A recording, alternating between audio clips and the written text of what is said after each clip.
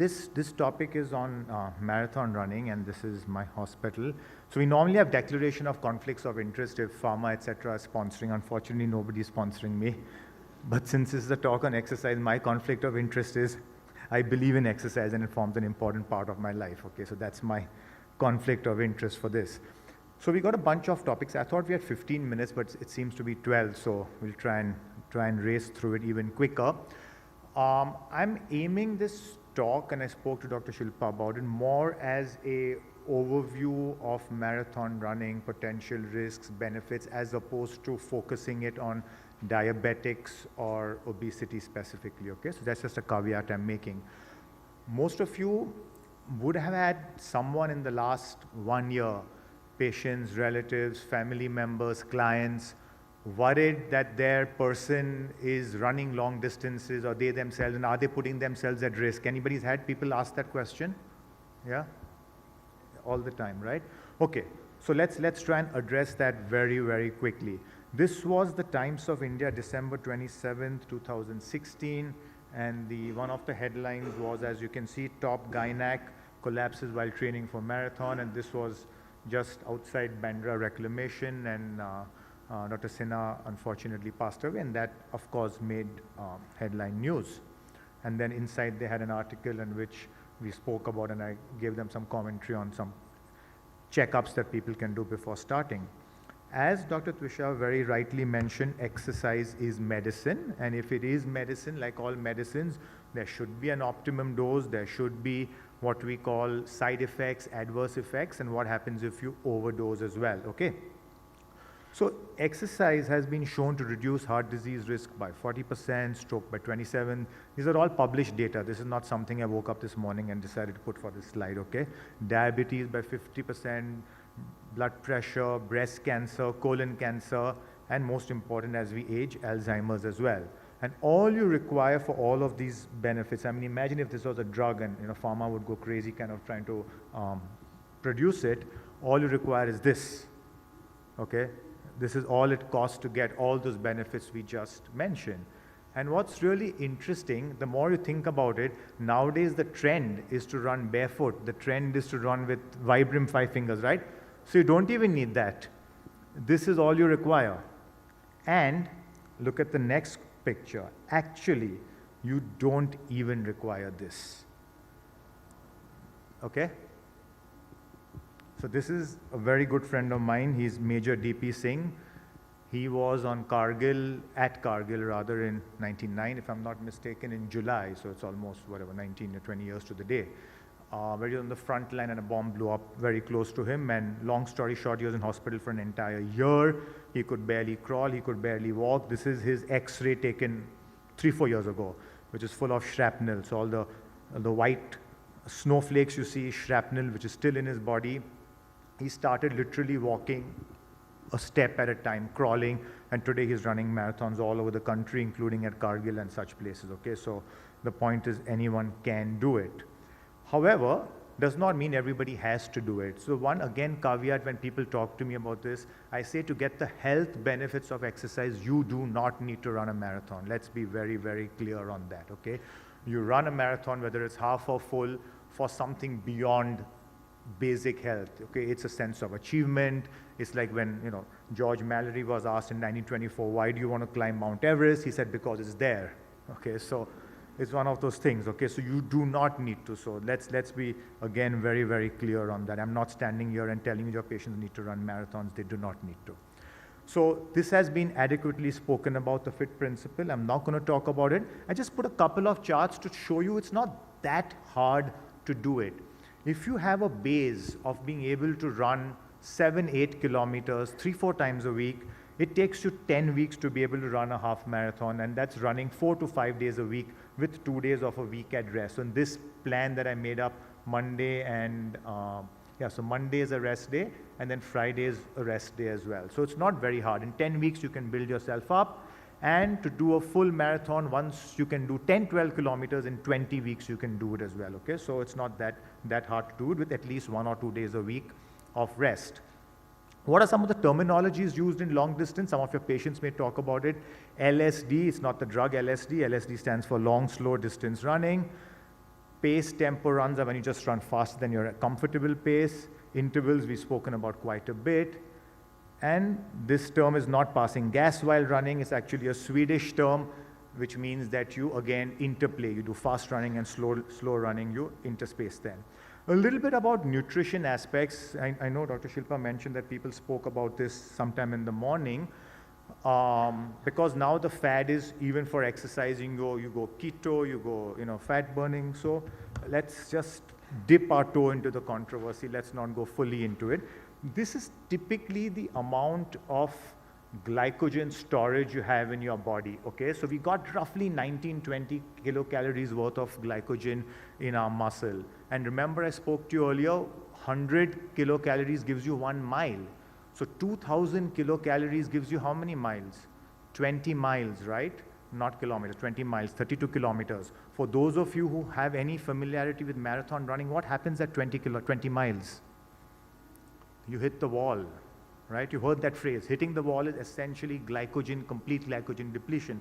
The good news is our friend fat is 141,000 kilocalories. So you can go on forever if you can harness that energy. But again and again, it's shown, people like Louise Burke from the Australian Institute of Sports, one of the best sports nutritionists in the world, has shown that you cannot perform very high intensity exercise if you do not have glycogen available. You can train your bodies, you can train high, sleep low, all those, there are various permutation and combination. But if you want to perform at a high intensity, you need glycogen. This is the world's marathon record holder, Paula Radcliffe. Even an experienced runner like her, this is on the streets of Athens in the 2004 Olympics, okay? She essentially hit the wall, and even the world's best, fastest runner could not go.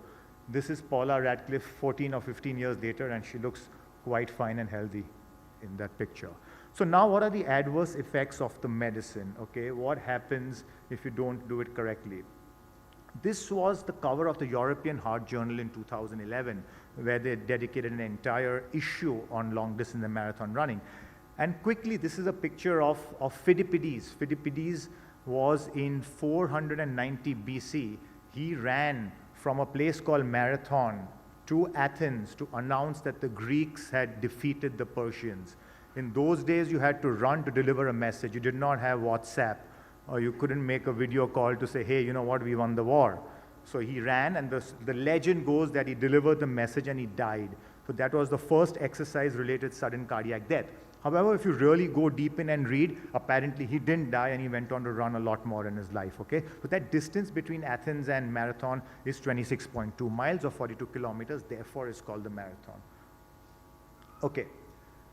So again, I've written many blogs, but the one I wrote on the risk of death during marathon running surprisingly has got the most attention. And this was in the New England Journal of Medicine, looking at cardiac arrest during long distance races. They analyzed 10 years data in the US, 11 million runners, so large database. 59 had a cardiac arrest, that's 0.54 per 100,000 participants. Cardiovascular death accounted for the majority of cardiac arrests. The rate of cardiac arrest was 1 per 184,000, not all of them died. So therefore, the rate of death was 1 per 259,000 participants. So obviously, it's not a high number, but for each and every individual or family member this happens to, that's a massive number, okay? So what happens if you overdose? Can you exercise too much? Unfortunately, in our population, where people are barely exercising, that's very elegant data. I'm going to hit you up for that data pretty soon. So where people are barely exercising, most of the worry is, can you exercise too much? I think that's a really silly question, because most people need to start doing something rather than how much is too much. You're not even walking half an hour a day, and you're worried about people running 100 kilometers a week. So you need to start slow. And this article by a guy called James O'Keefe in, I think, 2012-13 on potential adverse cardiovascular events started this. And he's got a very nice TED talk, which goes viral whenever people don't want to exercise, showing how bad it is.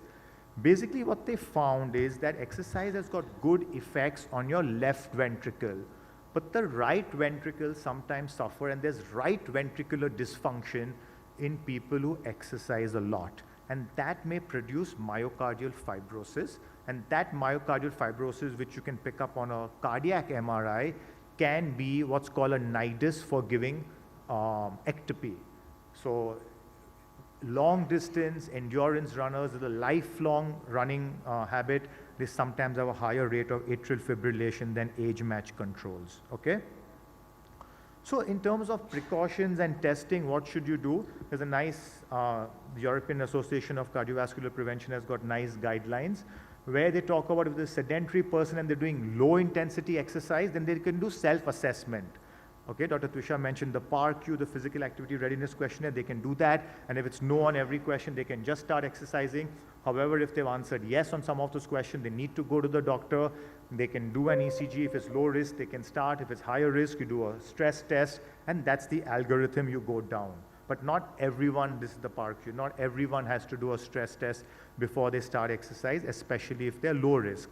However, as a rule of thumb, if someone wants to start marathon running, I think they should meet their doctor once, and preferably meet a doctor who understands exercise, because it's much easier to say no and say, I told you not to, now I'm safe.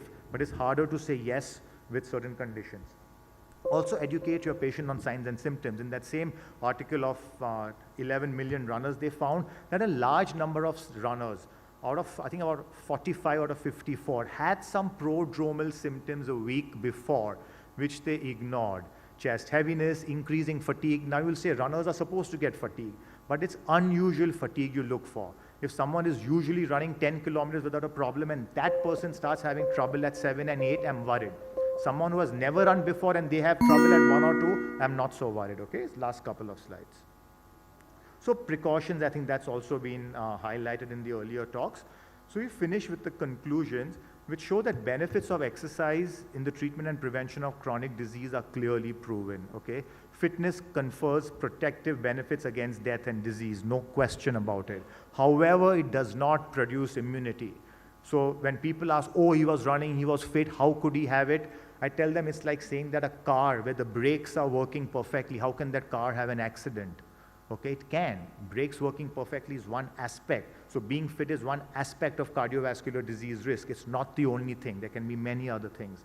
Okay, regular exercise provides protection against sudden cardiac death during exertion. There is some emerging evidence that there may be adverse cardiac changes related to very large amounts of endurance training. So, thank you very much.